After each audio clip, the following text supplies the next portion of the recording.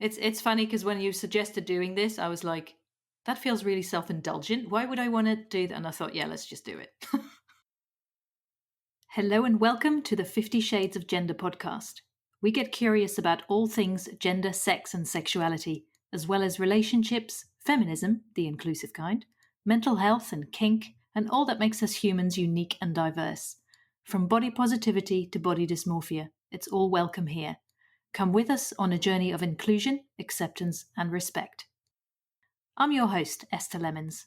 I identify as a cisgender woman, and my pronouns are she and her. This is another episode that's different from the usual format. We are reversing roles, so Katy is interviewing me as I reflect on conversations I've had with gender diverse folks, what I've learned about gender, as well as my own journey and how I've evolved through it.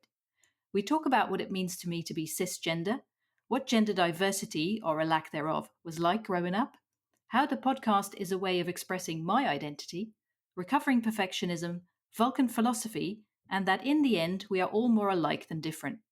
It was recorded on the 25th of December 2020. Now let's get into the episode. Hi, I'm your guest host today, Katy John Went. I've actually been interviewed on this podcast already. You can search for that on episode 16. I'm transgender, non-binary, asexual, and primarily identify as human these days. I go by they or she pronouns and get offended by very little for those that have heard me or know me. If you are respectful and curious and just kind of stumble over the latest language or trying to keep up with gender today, then I don't take offence. But today we're turning the tables and we're interviewing the regular host, Esther Lemons. So Hello. From the intro, Esther, thank you, Esther. Nice to say hello. From the intro, Esther, I know that you go by cisgender and you use the pronouns she and her. But why do you use those labels as a cisgender woman? Well, that's a good question, really. I hadn't ever really thought much about it. A term that I have recently adopted is cisqueer, because I do feel like I want to queer it all a little bit. I am LGBTQ, but obviously in my gender I am cis. Well, not obviously, but I am pansexual, so that's that label. So yeah, how did I know I was cis? No, that's a really tricky question to ask. And like, in the past podcast episode with Alf, we talked about what makes a man and a woman a woman. I mean, I couldn't give a straight answer, to that question, and it's a very loaded one as well. There is a lot of potential for people jumping down your throat for things you say about that kind of stuff nowadays. Let's put it another way. When did you come out as cis? See, I guess I never did. I never did. It was just assumed. It was assumed.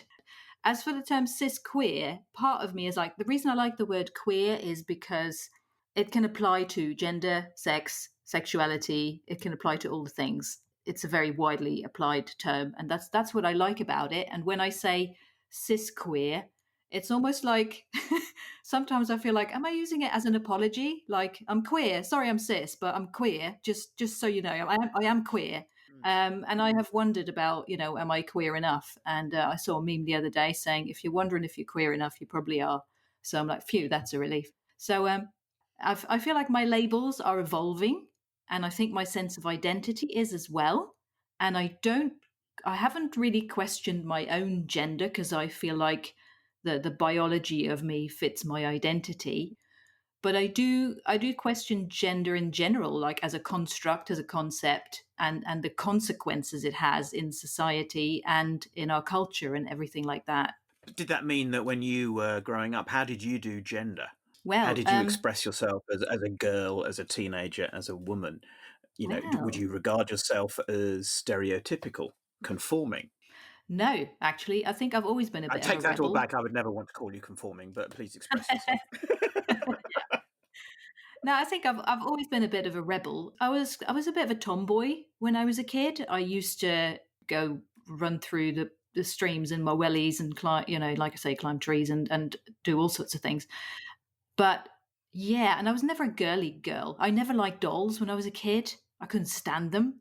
Although I did have some when I was really young. And I think it's maybe because that's kind of what is expected of girls to play with, or that's what's expected of girls to be given, for birthdays and Christmas and stuff like that. And I do remember one time there was a dress I really loved. It was a pink dress and it was so beautiful and I loved it so much. And that was about as girly as I remember being. How did I do gender when I was a kid? I mean, I didn't really think much about it because it just wasn't a thing. There was no one around me who was doing it differently. It was all very conformed. The examples around me were very conventional. So I did not really start questioning gender, the construct of it, and my identity, as it were, until actually, fairly recently. I mean, when I was growing up and when I started being attracted to people, it was mostly boys in my teenage years. There was maybe one occasion where I felt something towards a girl and I wasn't quite sure what it was. And I was trying to figure it out, but I wasn't quite sure. And I also remember once encountering a girl and she said she was bi. And I was just intrigued by it. I was really kind of fascinated with the concept of that. But that was all. Like, when I was a kid, there was maybe one or two people that I got to know that were bisexual, and that was it. That wasn't even talking about people being trans or gender diverse. I did get to know quite a few gay people and lesbians, so that was fairly common as I was getting older. Besides that, I think it was only since, to be fair, meeting you about 8 years ago, that I got to know someone gender diverse personally. And since then, I've met lots of people since. And it's kind of, to be honest, it's just opened my world. It's been, I can't even think of a word for it. It's been eye I'm opening for glad, sure. I was going to say, did we break your world, or did we open your world? And I'm glad you said open. Oh, totally. Yeah.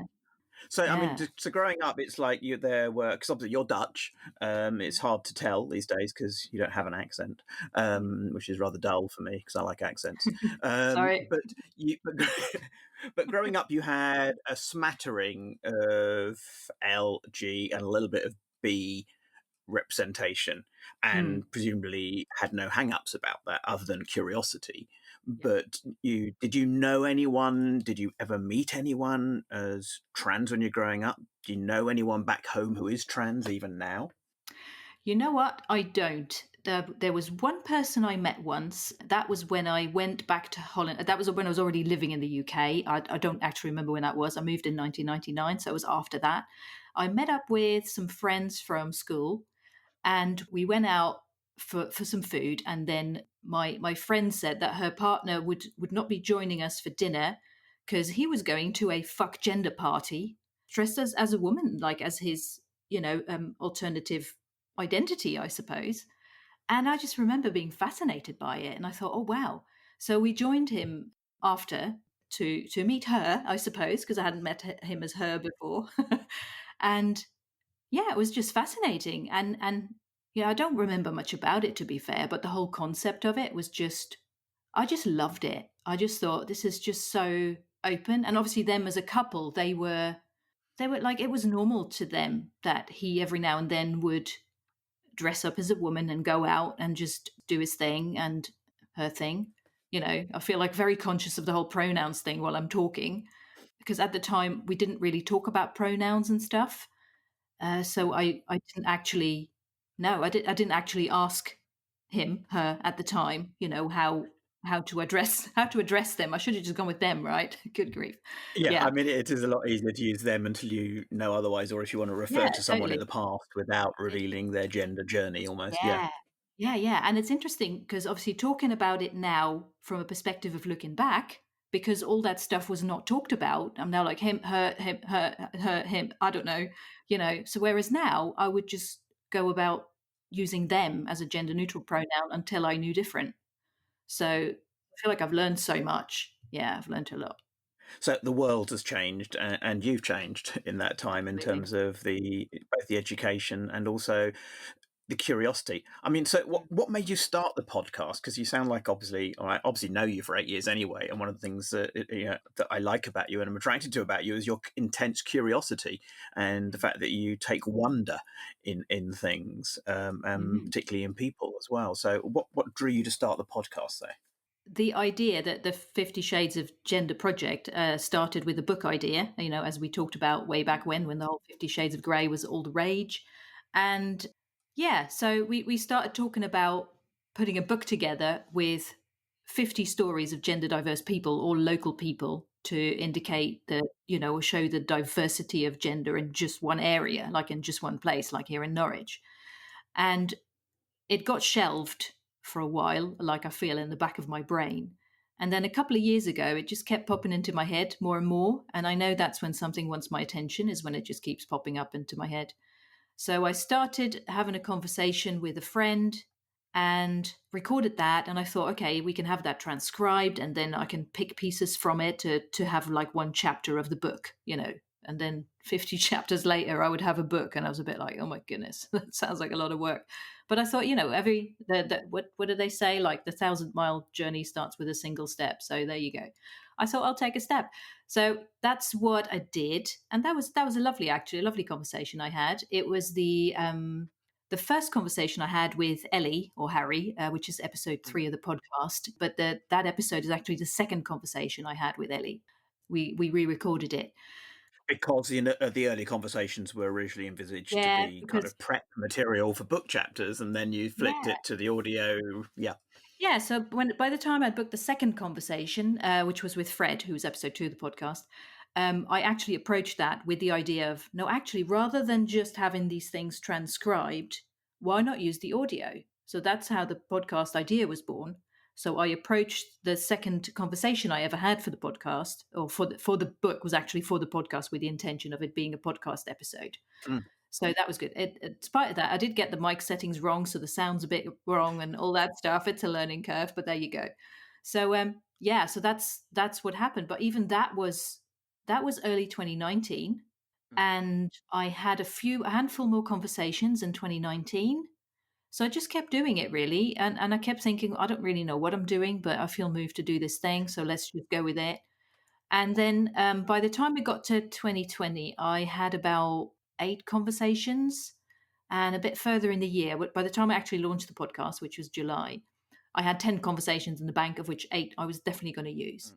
And I was still getting stuck in my head about, oh, I need music, and I need to do these things, and I need that, and recovering perfectionist stuff. But at one point, I just thought, no, I'm just going to put an episode out there. Fuck this. Fuck the music. Just fuck everything. Just do it. Do it. Do it. Do it. So very strongly, something in me was like, just do it. Do it now. So I did. And then I thought, shit, what have I done? Now I need to keep this up.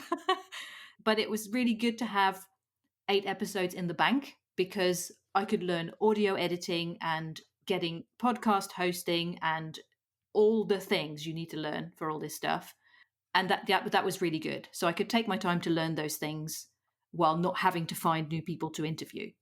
But the thing is, after 8 episodes, I ran out, and then I did about 10 episodes of flying by the seat of my pants, thinking, shit, what are we going to do next week? I'll ask this person, do you want to be on a podcast? Can we do it now? So it was all a bit intense and a bit too full on, really. And I thought, this is not sustainable. So I need to change this up a bit and get more prepared, and have a few in the bank, like each week, so I'm not stressing about it. So that's when I started making the spreadsheet. And yeah, so I've now got about 3 recorded for early next year. So I'll do a few more interviews. I'll do 3 more interviews, I think, in January, early January. So I've got a few more in the bank. So that's how I'm taking it forward. But so the aim is to try and keep it to one a week, although you've Yeah. actually had 1 week off, I think, in the 6 months, the I last did six have months, 1 week off. Yeah, yeah. And that which is pretty amazing for you to have risked that. And the world didn't end, did it? No, that's exactly what I thought, and I wasn't comfortable with it at all. But that was when I'd been, doing the whole, what am I going to do next week? And I thought, just stop. This is not healthy. So I kind of had to go through that, and I had to let myself miss a week, just to prove to myself that I could, and the world wasn't going to end. So yeah, and then after that, I think I took that time to get more organized and plan better, to make it more sustainable, really, moving forward. So you spent like 6 months in the hot seat of having to maintain it, and now you're in the hot seat of actually being put on the spot and Mm. actually interviewed. Let's see how well you know your own podcasts. Ha ha No, ha. I'm not going. I did listen to you being interviewed by another lovely podcast host on Human to Human, Jess, Yeah. and she was actually blown away by the fact that you could, name who was episode X and episode Y. And if we do this again, say in another 25 episodes, I wonder if you'll still be able to say who I was wonder episode that too. 37. So Yeah, here's a I wonder random that number too. pulled out of my head. Who was episode 13? 13, that was Theo Will. Oh, God damn it. Okay, who was episode 6? 6 was Sophia, gender transcendent. Okay, Yeah. episode 21. 21 was, oh god, hang on. 20 was Ella. 21 was, I think it might have been Felix. I think it was Felix. Yes. I'm just guessing, so people will have to go and listen to the podcast to see if you were right.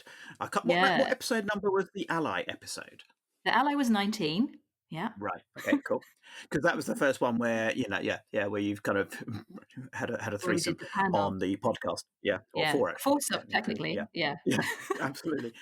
But okay, so I mean, when you started this, and when we envisaged 50 Shades, I was trying to look back at how long ago we even registered the domain name of 50 Shades, and that was like six or Oh, that's seven years ago. years ago. Yeah. So Yeah. we laid a seed, and then it went into the ground and died, and it's now growing into this monster that you've created, and now have to No, it keep was watering. gestating. It didn't die. It was a bit like bamboo, because bamboo takes about 5 years to show its head above the ground, doesn't it? And then it grows As long as it's really, not the really bamboo that's fast. in my garden that's taken over, that's fine. Yeah. No, but then I like to consider the podcast bamboo, actually. So it takes a while to form underground, and then hopefully once it grows, it will just like take off. That's the Mm. plan. So of the 24 episodes to date, obviously there's been an ally one in there as well. You've had three people who were parents to trans people, rather than just being trans persons themselves. But of the others, how many who use the label trans, do you know? Well, the one thing I did notice is that some people don't use it as a label as their identity, even though that is their part of their history. So some people might say, "Oh yeah, I'm trans and I identify as non-binary and trans feminine," or something along those lines. Yeah, so not everyone uses that label as their identity, which is interesting. Because the thing is, when I started the podcast, I thought I want some consistency with naming these episodes. Mm. So I used people's names, like episode number, person's name, and then the labels they use to identify themselves. And that is becoming more and more tricky, or more and more challenging, because some upcoming episodes, there's one with Rachel, and she said, I don't use any labels. And I was like, okay, so what do I use? What do I use as an episode name? And I'm like, oh my God, I don't know what to do now. So that's why I talk to you, because you're the project consultant. So we're Yeah, I figuring mean, so that when one you out. started, you must have been asking people like, so how do you identify? And actually, the kind of the way that the world views trans people is they're all going around saying, I'm a man, I'm a woman, trans men are men, and trans women are women. So you might, if you ask people that question, how do you identify, you'd expected like everyone to answer either man or woman. But as you say, they might have said, but Yeah, in I'm a the person binary with way. transgender Yeah, history. But so a lot of the yeah. people who've come on the podcast are clearly people mostly willing to either own the label or have the label up as a historic thing, but not Mm, necessarily be defined by it. And as you say, you've got forthcoming yeah. episodes where people wouldn't use their language at all, even if they Yeah, had yeah. transgender And history. the funny thing is that I notice how I feel like I want to let everyone be who they are and identify as they want. And then I'm thinking, which category shall I put them in when I sort of put them on the website?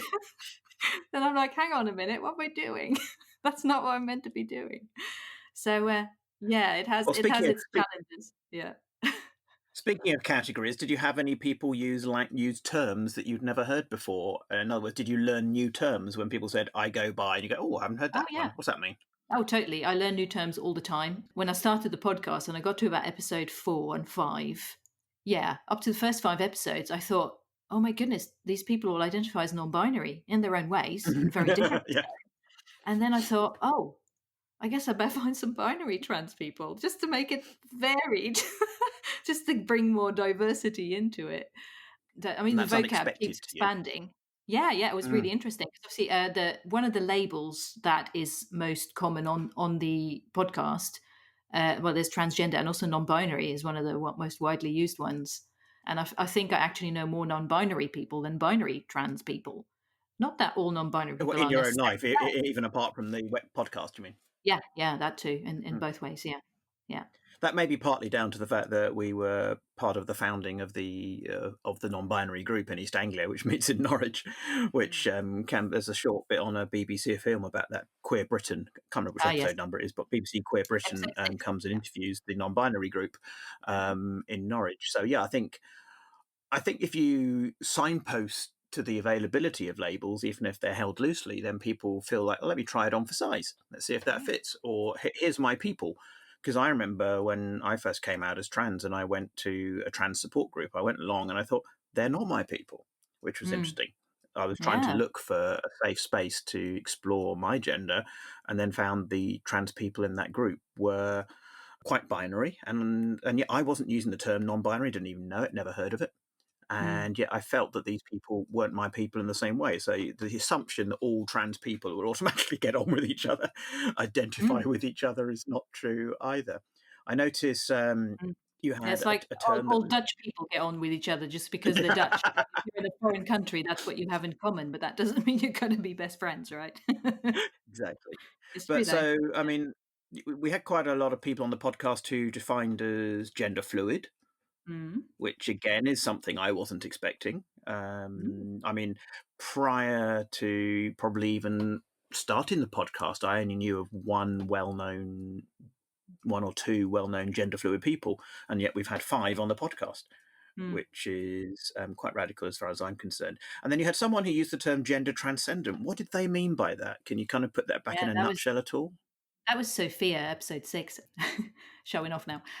But yeah, she was just like, it's basically just fuck gender, I think is what she was saying. That's the impression I got. It's like it doesn't matter, but it matters a lot, but it doesn't matter. That's kind of one of the things she did say. And I can kind of relate to that in a way, because everyone should just be allowed to be who they are. But at the same time, labels matter, gender matters. Yeah. Anyway, listen to the episode, I'd say, just to get a better idea. Well, But he's yeah. throwing one out there for you. You might consider wanting to identify as a gender fuck or as a fuck gender. It doesn't mean you're trans, and it's one way of perhaps queering gender is to identify as a fuck gender. Yeah, yeah. Because I mean, I don't know if cis is a term that I will keep as I Mm, evolve yeah, my journey, like of my identity. I might get to a stage where I'm like, you know what, cis, no, it's not working for me anymore. So I'm just going to dump that, ditch it, or just take it off, as an item of clothing. But I also feel very conscious in a way, like with all these labels, and I've even heard some trans and non-binary people say this, like if using certain pronouns and certain labels, like am I this enough, am I that enough, am I okay to use them, do I need to earn this, do I need to justify this? and if And you're for not enough of those things, are you yeah, appropriating them? Yeah. exactly. And for me, if I were to say at some point, like, okay, cis, I've gotten maybe a better understanding or a different understanding of the whole terminology and labels for gender. And if I were to say at some point, okay, cis doesn't work for me anymore and actually non binary fits me better, I would be, I think, quite reluctant to even use the term, because I feel like, God, I haven't gone through a journey of struggling with this all my life. I don't deserve to use the term non-binary. Do you know what I mean? Who am I? Who am I even to even consider using this term? Because I feel like I don't want to invalidate others' experiences by using this like willy-nilly. Do you know what I mean? So that kind of stuff is coming to me and coming into my head right now. So there's Well, all this you stuff. did have somebody on the see if you can guess. Tell me the episode number in a minute. Mel, who born female, I think, and but identified as non-binary, but used she/her as a pronoun. So, Yeah, she's mm, she's perfectly fine with her biology, but she just doesn't relate to gender. So she's like non-binary, also asexual. So there's all these levels to it for her. And yeah, I find that interesting. So in a way, I might get to a stage where I'm like, you know what? Yeah, that makes a lot of sense to me.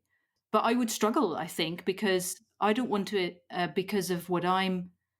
It's a tricky one, isn't it? Because in a way, we're all on our own journey, and like that's why I ask at the like not at the start of each episode. Sometimes I forget to ask it, but I don't ask what does non-binary mean. I ask what does being non-binary mean to you, and then you can't be wrong. You can't get it wrong if you're talking about your own experience. It's your life and your story, and it's your decision.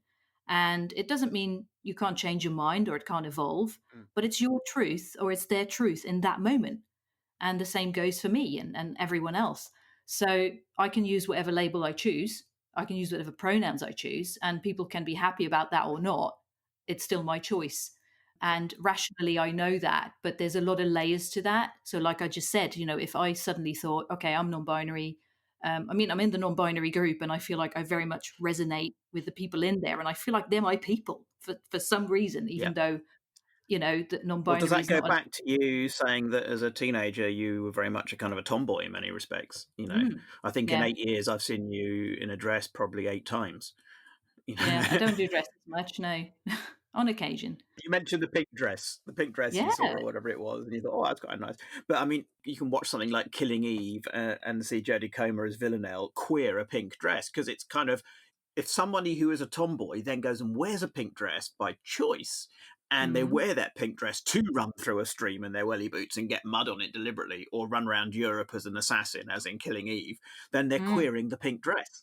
mm, So there are ways to kind of, to gender play with even the stereotypes if you're not wearing them habitually or you're not being forced into them or shoehorned mm. into them in that sense. And Yeah. I see you very much as your own person and person first, girl second, if that makes any sense. Um, Absolutely, yeah, and I mean that's not even going into all the conditioning and societal pressure and cultural influences that go into the concept of gender and like what it means to be a man or a woman, like just to be binary for a second, and all the consequences that has. And actually looking at that now and seeing that more clearly, it makes me really fucked off with it. you know. so obviously this is may have not necessarily, although your own journey in terms of how you view yourself is a continual evolution. It's this has been about what you've discovered about other people that you've interviewed.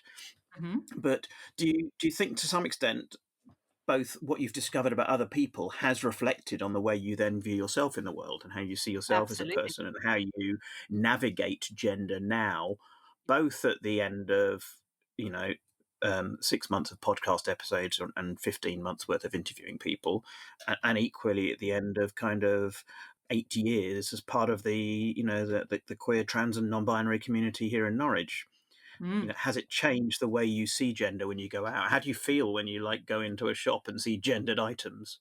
It's just the ridiculousness of it strikes me. Let toys be toys and all that stuff. Yeah, it is just it's kind of insane when you become aware of all that stuff and you observe it. It is really, really crazy. But like I think we can all help to change that and make things more gender neutral. Let things be things and toys be toys and clothes be clothes, all that stuff. But it's a journey, it's not going to change overnight. What's the difference for you to see the world in perhaps in a gender neutral way or a gender diverse way? And by that I mean gender neutral. Does gender neutral mean everything should not be gendered, or that there can be 50 shades of gender or 7 billion. 50,000 genders, Yeah. which is the way to go? Because I mean, you and I are both kind of sci-fi fans. You're the bigger Trekkie, and we won't even go into your Klingon identification stuff. But but some kind of sci-fi visions of the future have everyone running around in kind of gender neutral jumpsuits, which to me at times almost seems to erase gender diversity, to erase gender expression. My vision of a kind of a sci-fi future is more like the bar scene in Star Wars or something like that, a bit closer to DS9 perhaps. We're getting a bit geeky now, but the idea that there are millions of ways to express yourself. Mm. Whereas a lot of other people's idea of gender neutrality is, hey, aren't you kind of turning us all into androgynous people?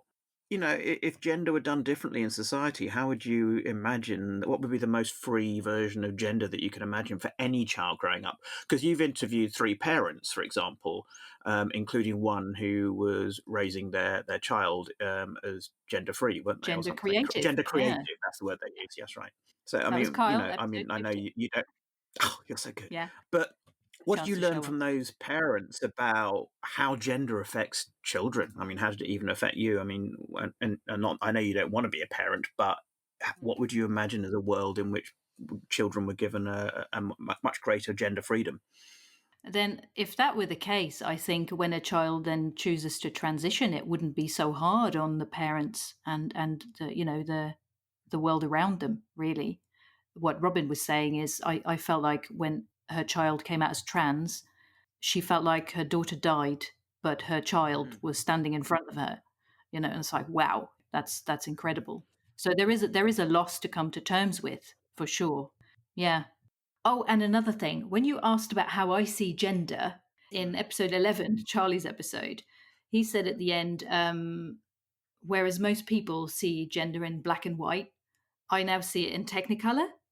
And I mm, feel like I see gender in Technicolor now as well. And I also mm, see relationships in Technicolor. mm. And there's just more, I feel like there's just more color in my life now because of all this, because of this journey, really. And it's There is interesting that so you picked much that up more. from Charlie because he identifies as quite a binary trans man. Yeah, gay You know. trans man. Yeah, that's his title. Yeah. But it's funny. And another thing that he said that was quite interesting as well is that he always wanted to try drag, but when before he transitioned, I believe this is what kind of what I interpreted if I think I got this right. So but before he transitioned, he wasn't comfortable trying it. But after Mm, his transition, he was. So it's interesting how I think when you're more yourself, you're more free to just experiment and express yourself in yeah it's kind of like a virtuous cycle, isn't it? Like the more and to you are play and yourself, the perform in more that sense, yeah. yeah, the more you're free to express yourself and yeah. Here's Mhm. one then. Would you ever feel like you might explore drag as a performance yourself? Would you ever want to take the risk or exploration to say be a drag king on stage, put up pencil on a moustache, put your hair back? I would love to try that. Absolutely, I would be up for that. Yeah, I would totally be up for that.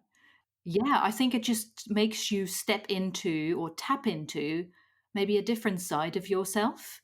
And it can be a more expansive side of yourself almost, like an expression like unlike anything else. So I think that could be very interesting. And I think it brings out sides of you that you thought you might not even know you had. So I think it would be Mm. fascinating. Yeah. Yeah, I think that kind of it's almost something everyone should do. I once spoke to a I think it was it a German friend? Yeah, she said that back in her university they had this one day every year where everybody swapped genders almost, Mm, and everyone went to lectures cross mm, dressed. And instead of it being one person, it was every majority of people literally dragged up for the day and cross dressed and mm, explore what it was like to walk in another gender's shoes for 24 hours. I think it would be eye mm. opening for many people. I think everyone should do it, to be fair, Yeah, just to see what it's like. exactly.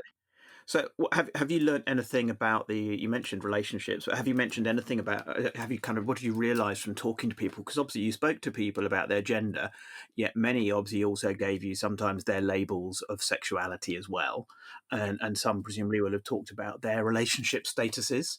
What have you kind of learnt about the kind of the interplay of sex, gender, sexuality, and relationships? Well, it's interesting about how I've learned the difference between gender and sex. And I think I never Mm, used to know that there even was a difference. And I think a lot of people still don't know. And then there's sexuality, obviously, which is a different concept again. And I've been learning as well about the different kinds of attraction we can feel towards people. And for example, Theo, episode 13, they talked about it because they have a queer platonic partner. And we talked a mm, lot about asexuality and grey sexual and phrasexual and demisexual and all sorts. And they also they sent me a meme a while back about the different types of attraction we can feel mhm, towards people. And it also made me think like the way they described their ideal was like to just have a big farm and just live there with their friends and queer platonic partners mm, in a way that like yeah there's all these different ways of relating to people and there's all these different ways of creating meaningful connections and relationships and the idea of the relationship capitals mm, being this cis het monogamous thing where mm. you like the conventional way of doing relationships and that's meant to be the be all and end all and basically if you don't have that or strive for that then you're pretty much a failure. That's one of the other things that pisses me off a lot about society and the way things work.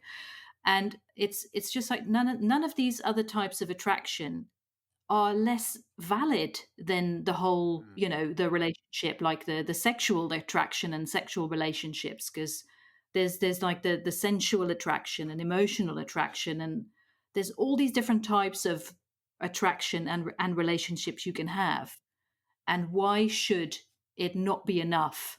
It's enough to have, whatever works for you is enough. And just because you don't have this standard doesn't mean you failed. Yeah. I think that's an incredibly important truth you bring out, that they're all valid because they're what you want, because they're how you want to do it. And again, that might change over life. But I think it was Theo, again, you were talking about, used the term grey romantic and things as well.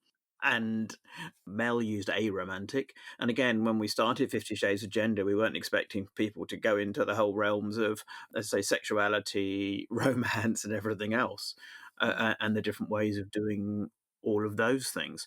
Do you find, and I know you said this earlier on about, oh my God, I didn't mean to categorize the person like that, but I need somebody of this category. Do Yeah. you find, what is your view towards labels and language now? Is it a fluid, wonderful thing? Is it a constraining thing? And do you Well, still it's feel that all it's awkwardness all of when that. asking someone about what their labels are? Well, yeah, it's all of that. I mean, you can use labels for good or for bad. You can use labels for others to communicate and make it a positive thing, and you can use it to offend others or make it a slur and just basically drag Mm, them down. So it can be all those things, and so in and of themselves, they're not a good or bad thing. I think it's all about how you use them. But I mean, I think they can be useful for communication purposes. And I also respect it if people don't want to use labels at all. Like even with pronouns, some people use their mm, name as pronouns because they just don't use pronouns, and interesting. that's an interesting concept to get your head around. And there's obviously all the neopronouns and things like that.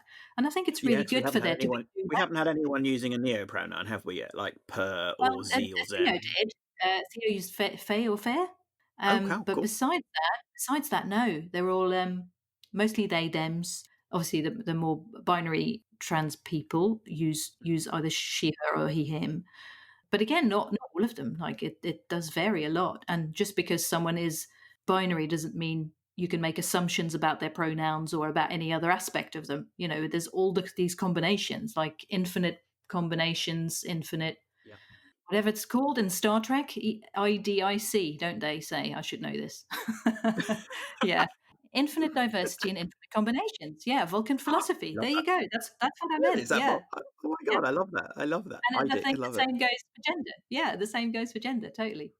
Even as someone who is trans and non-binary myself, I found it fascinating just looking through the variety, and as I say, including non-binary people who've gone by binary pronouns, and binary people who've gone by almost non-binary pronouns Yeah. or no pronouns, Mm. and it's the lack of rigidity that I like, because I think that when you first encountered, your first couple of trans people, did you make an assumption that all trans people were the same, or did it become very clear quite quickly that there were 50 shades or 3 shades? Well, to be honest, I had no idea about the diversity. And it's like you don't know what you don't know, do you? So I think I made a lot of assumptions, I think, when I was younger about everything, to be fair, and even about sexuality. And yeah, because you get influenced by the sort of standard terminologies and definitions of these things. Because even, for example, Theo again, they identify as non-binary and also as a lesbian. So you might think, well, actually, hang on a Mm. minute.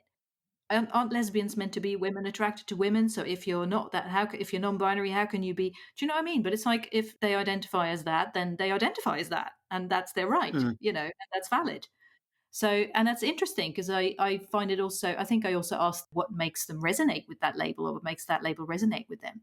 So that was really fascinating. So how these combinations are possible that you might not initially think of, or that you might think, actually, does that work? That seems like a contradiction, or but it's all happening. It's all there. Yeah. No, and I think it's educative for other people who make, because obviously a few people have discussed it, and I think Ella did, didn't they, as well, discuss the kind of and probably Charlie did to some extent, the nature of the kind of the gender critical wars that are out there in the Mm. media and on Twitter and things, and the antipathy that is going around. And, Yeah, I and find my that my thing baffling, for that really. now is increasingly to say, go and listen to the podcast and discover that there are 25 and different people on there and 50 shades of gender. And because I think some of the anger towards trans people is based upon stereotyping trans people and putting them all into a single box. And I think the podcast demonstrates that there is no box. That's right. Fuck that box. Yeah. And I find gender critical. I find it an interesting term. It's a bit like, I mean, what does that even fucking mean? Right? So, I mean, it's like gender is a thing. You can be critical of gravity, but you're still not going to fall up. It's like, Yeah, what yeah. the fuck? What is it even? I just don't, yeah. I think gender critical is, it's again like people might say, oh, some people might just want to have a conversation about it all. But I think a lot of people are just being transphobic, I suppose, and trying to erase people's existence. And that's just, no. Perhaps we can remove some of the power from the term by all of us being gender critical, but also all of us being gender playful. You Gender know, playful, I like that. And I mean, in a way, if you say, like, for me, what I've just said about, I question gender as a construct. So in that way, mm, I'm gender critical. I'm critical of gender as a construct, but not of someone's life and existence and validity as a person. mm. That's just, that shouldn't even be a thing. So, Yeah. is there? I know you said you had a few things that you learned that you still wanted to say. Is there a question you would have wanted me to have asked, or something else that you want to get out about what you've learned over 24 episodes? Well, basically, yeah, what I'm getting out of doing this podcast is something that came to mind. Yeah, so for me, that is because I would consider myself a recovering perfectionist. So this has definitely been a very good learning curve and lesson for me to let go of that. Mm, Because if I wanted things to be perfect before I started this, I still wouldn't have started it. So, letting go of like, oh, the sound needs to be perfect and it needs to be this, it needs to be that. I just have to. It's been so good for me though. It has been so good for me because I can in theory tweak things and edit things into infinity. But mm. I'm not doing that because it takes a lot of time. I've noticed that for every hour of audio, it takes about 2 to 6 hours to edit it.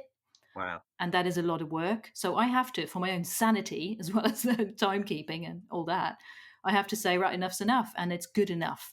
Good enough is good enough. Done is better than So each perfect. episode that you put out once a week pretty much takes you more than a day to put together Yes. Yeah. From start in to terms of finish. Yeah. recording and everything. Yeah. Yeah. Yeah. Yeah. It's definitely more than it takes 1 to 2 days, like full working days. So yeah. Cool. So Yeah. go And visit another Esther's thing. Patreon. Yeah, yeah, that's a thing. I mean, yeah, I would like some more patrons, please. So that I need to obviously promote that thing, that kind of thing better. But I need other people to do that for me because I'm not very good at that. That's another thing I learned is asking for help, allowing others to do things for me. That's a really I struggle with that. That's a very challenging thing for me to do. But it's also helped me to tune into my needs and my wants and things like that. So that's an ongoing process. And also all the work I put into each episode, I do put pressure on myself, or like there's a certain standard that I expect of myself while doing this stuff. Mm, So for each episode, I also make a website page or a post, and I've sort of fine tuned the template quite a bit, and I'm now very happy with it. And I realized that to me, it's like making this page. It's become kind of a ritual because I feel like I'm honoring this person and their journey, mm. and I really love that. So, do you think eventually the book will come out of this as well?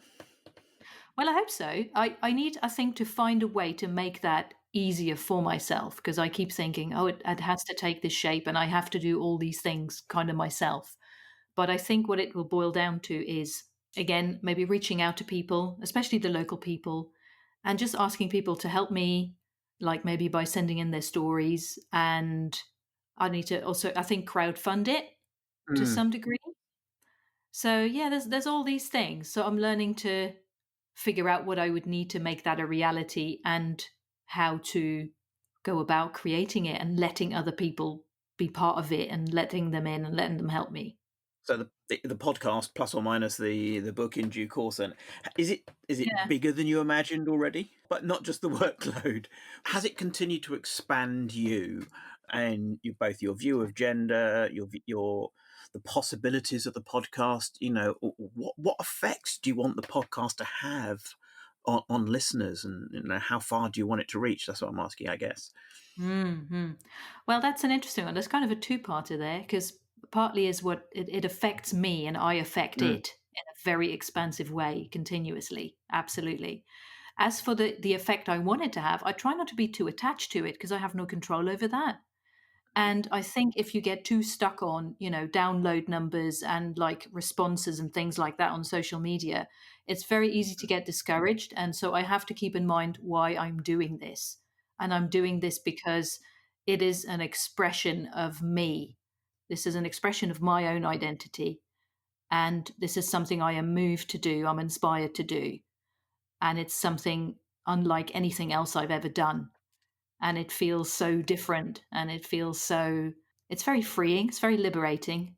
Yeah, and of course I hope to reach people with it, and I want them to be open and curious. I want them to be the same as like what I've experienced, really, to be like, wow, I had no idea this was a thing, or that person's journey really affected me, or wow, because I listened to that person's story, my relationship with my family member has improved, all that mhm. stuff. Of course I want that. And like, if there's even one person getting that out of it, then it's worth it's worth everything, really. The second episode I had with Kit, I think it was episode 12, they were saying about Correct. even the feedback that they had, because Kit was the very first Mm, episode of the podcast, and I revisited them on episode 12 just to have a follow-up conversation about a year and a half after, and they said they had some mm, lovely feedback from people, and like the way they shared their story had really impacted other people positively, and they were just really touched and moved by that as well. mm. So it's this amazing co-creative experience. It's just this, yeah, it feels amazing, really. Now, I was going to ask almost Hmm. exactly that, actually, the degree to which, because I found it is, I think it's beautiful that the way you phrased it about you doing this potentially both in the book and also on the podcast is a way of honouring the people that you Mm. interview and giving them a voice, and the degree to which, yeah, for some people actually coming on here may not have been the easiest thing for them, but No, also as a result of it, their family members may have listened to it, and even who knows, partners, siblings, parents, children. Because I guess talking to you, you're the neutral outsider, not the close partner, relative, or whatever. So there mm, may be a degree to which it's easier to talk to you because you're not directly related to them. You're not invested in their life, and that mm, gives them a freedom to express their heart. And then maybe their family members have a listen one day, and they go, mm. "Oh my god, I never knew you felt that way." Because you've had some people who aren't 100% out or living 100% the way they'd like to live yet. Is that true? That is People still on their true. journeys? Yeah, yeah. I think it episode 7, no, 17 was Sam, 18 Sophie. Sophie is out to her well, not even a direct family. Her wife knows. She's the one who uses the terms transvestite and transsexual for herself. Right. And her wife knows, and they have come to an agreement where she can be Sophie one night a Mm. week, and she gets to express the way she feels she is, and that suits her identity. But her children don't know. Her wife is reluctant for the children to know. They're not out in their community, so it's very much under the radar still. So that's a very difficult thing to navigate. Mm. But obviously, she's found her balance in that now, because her wife made it very clear to her that this is not, it's not accept like up to a certain degree is acceptable and no more. And she knows that her relationship would be over if she wanted to take it further at this stage. So, Because she made that very valuable point, didn't she, yeah, about the balance of choices she had to make. It was better to be kind of half her and not lose her partner than to be whole her and potentially lose partner and kids or whatever. yeah, she said, I'd rather live a part life and have my wife and children, which means so much to me, than lose everything. Yeah. Did that surprise you? I mean, No, no, it didn't actually. I mean, what surprised me with that is that she found a sort of peace with it. Well, it an is very much. acceptable It sounded, compromise, I guess. yeah, a compromise. It was definitely a compromise for her, but obviously one that works for her right now, because she has to consider her wife and her kids, and she thinks her kids would probably be okay with it. But obviously, her wife feels very protective of them and is worried about the way they'll be perceived in the community and stuff. And that's all valid. It's all stuff to consider. And it's not like, oh, you should go out there and be yourself and fuck everything else. And, it's not like that. It's a very sensitive, delicate balance that everyone has to consider for themselves. And it's Which is about being back to the as well. intersectionality, isn't it, between gender, sexuality, and relationships? That Mm, we don't live in a kind of completely isolated world and we can do what we want because it has effect on others, even though we should yeah, be free to express ourselves the way we want. So, yeah. um, okay, so heading towards the kind of the end of what I want to learn from you in terms of what Mm. you've learned from others through this, and I know you have a kind of a hit list. Not because you're an assassin like Killing Eve again, Villanelle, which is my favorite program, as you can tell, but a hit list of people you would love to interview. Can you give me a couple of names of people you would love to have on this podcast? People, that in the future, and how famous do we have to get before they'll come on? Who knows? Well, the thing is that's an interesting one because I have a list of people I want to have a conversation with for the podcast, and they range from people that not many people have heard of to people that Mhm. a lot of people have heard of, and they're all kind of equal to me. I mean, in episode 17, Sam, who is a musician, he's in Case Choice, and Case Choice is a band that's been around for a long Oh, you time, had and some I was history there, didn't you? Yeah. yeah, yeah. So I went to see them in 1999 in concert, and it was incredible, really. But at the same time, this is it's just a person with a story, Mm. and they're not more important or less important than anyone else. And I'm not going to make a big song and dance of like, oh, I've got this celebrity guest this time, and this is really special. I'm like, no, everyone is special. It's all really Yeah. special. And I find that that's been a very kind of interesting realization for me as well because I want that equality in there, and no person's journey is more or less valid than another person's journey just because of how many followers they have or how successful they are, whatever success means to them. But yeah, there are a few bigger names on my list of people I would love to talk to for sure. One is Alok Vaid-Menon, who's written the book Beyond the Gender Binary. I would love to talk to them. There's Jonathan Von Ness from Queer Eye. I would love to speak to Jonathan. I don't know what pronouns they use, so I'll go with they, just for reasons.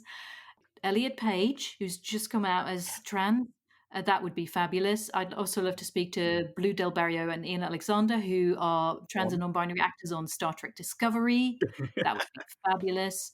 I would love to speak to, oh my goodness, Laverne Cox. I mean, how good would that be? All these people, but also, like I said, just anyone with the story that is suitable. I have this vision, I think, for this project, and it's about being, like being an activist, I suppose. It's about Mm, what lane you want to occupy, because there's people who are on the front lines and demonstrating and fighting the political fights, and that is necessary. But I also know that's not my lane. That's not my mm, thing. I'm an introvert. I'm a highly sensitive person, an empath. That drains me. It's just not me. And yeah, so I'm doing this thing because this feels aligned to me, and I mm, feel like I can make a difference in my own way.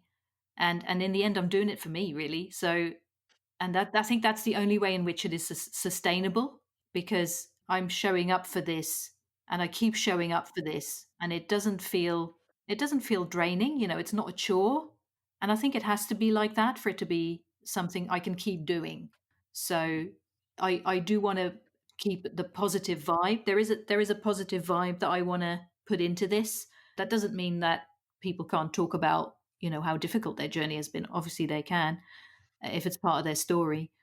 I've just got this certain vision I for mean, it, I I think, suppose. And I think I need yeah. guests who are aligned with that, you see. So and it doesn't matter who they are, as long as I feel like they've got the right energy for it, then I am happy Yeah. to have a conversation with them. So positive expression, even if it's not entirely a positive experience. Exactly. Yeah, I like that. Yeah. That's a good way of putting it. Yeah. Yeah. No, I think that aligns with your personality, as well. And kudos to you, because as someone who goes by the label introvert, it must have been hard. So to continue to put yourself out there, and as the perfectionist, as you said. So Yeah, it's a challenging one, but one that's really making me grow as a person. And I mean, one other thing that I've been learning from this, like I've got a really big, a much bigger sense of humility, actually. And to quote Ram Dass, we're all just walking each other home. And I'm just more and more accepting that, yeah, we're all just trying to do life in the best way we can, and no one's got the user manual. we're all like, no one's got their shit Mm. figured out. No one does. If anyone seems to have their shit together, they're either selling you shit A or they're liar. full of shit. That's kind of like how I see it. Exactly. So yeah, I mean, all joking aside though, yeah, we're just all on this journey, and I feel like I've got more compassion. I feel I'm more humble as a person, more Mm. willing to be wrong, because when I started this journey, I was so scared of getting it wrong. I would rather say nothing than get it wrong, and Yeah. that's safe, but it's not helpful, and it's not the way to build bridges and make progress. So I feel like I had to get to a phase or a stage where I was willing to be wrong. And I am. And I have made mistakes, and I have had to apologize for stuff, and I would happily do that. No, and Um, I think that's a really important thing, not just for you, but for everyone else, listening and things as well. And I speaking from a transgender point of view myself, rather than people avoiding me because they're afraid of making a mistake, I'd rather people were curious and mm, respectfully engaged with me. mhm, And I think I want people to be curious, and I think you've discovered your own courage to make mistakes, mm.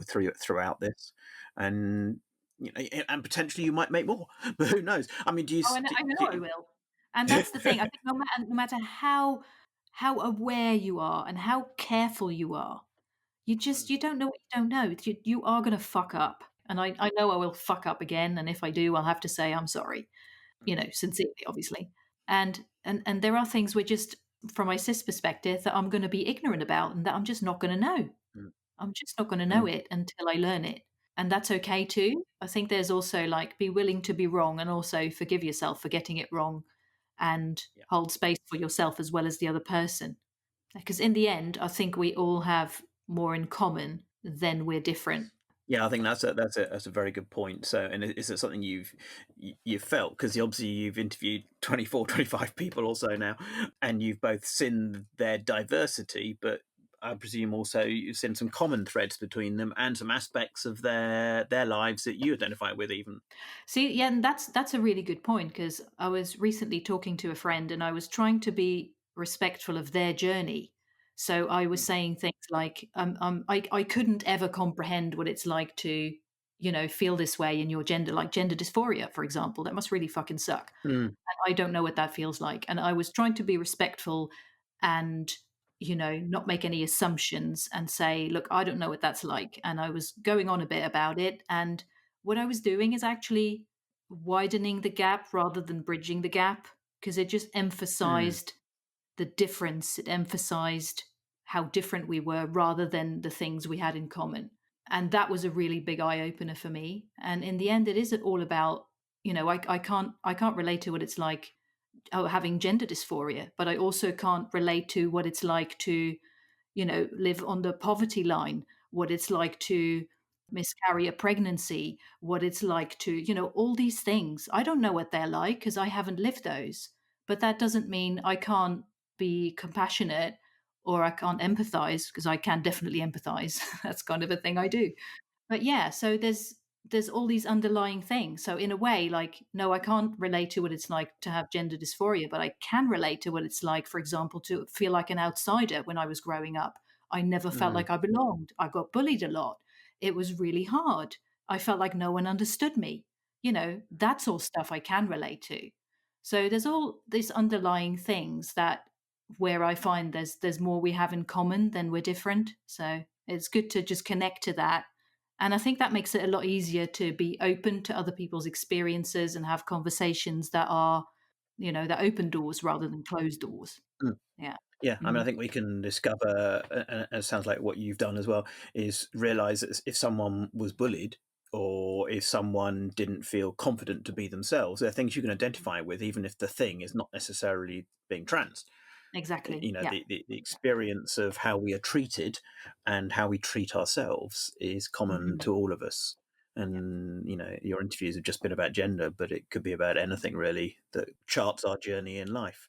Okay, so hopefully we'll be able to do this again, perhaps in another 25 episodes, and Who see where knows? you've moved to see if I'd be any of your curious own to see. labels have evolved.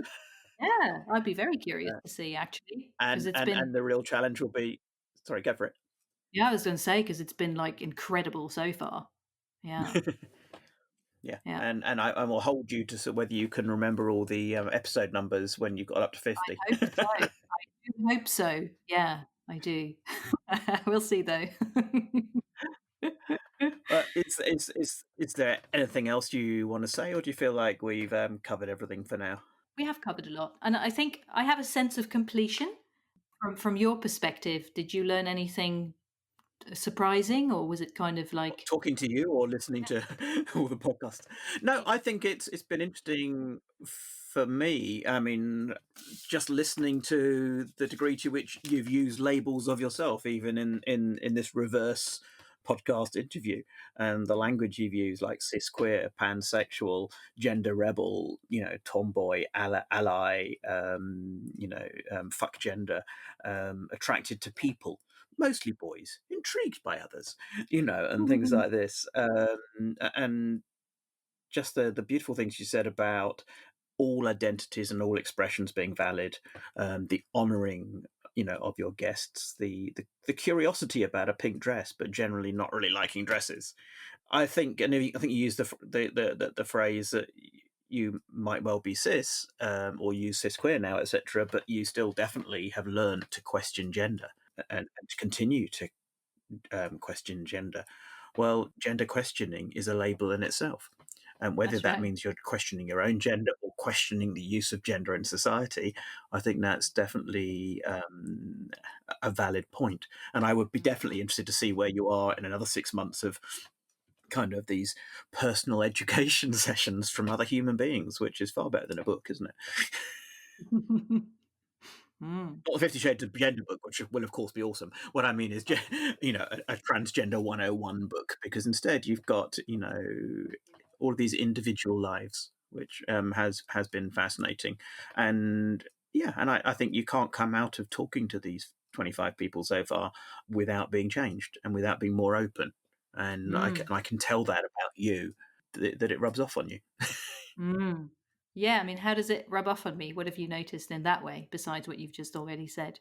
I think, well, there's an increased confidence for sure, confidence in engaging with difference, an increase, as you've mentioned yourself, an increased freedom around language and less fear about getting it wrong. I think there's the curiosity about you, which is kind of, you said you felt even as a teenager or a little bit later, curious about people who are bi or curious about girls or whatever, Mm, and I feel like this has fueled your curiosity, mm, and perhaps left as many questions as there are answers at the end of 24 episodes to make you want to interview another 24 people, because they're all going to be different.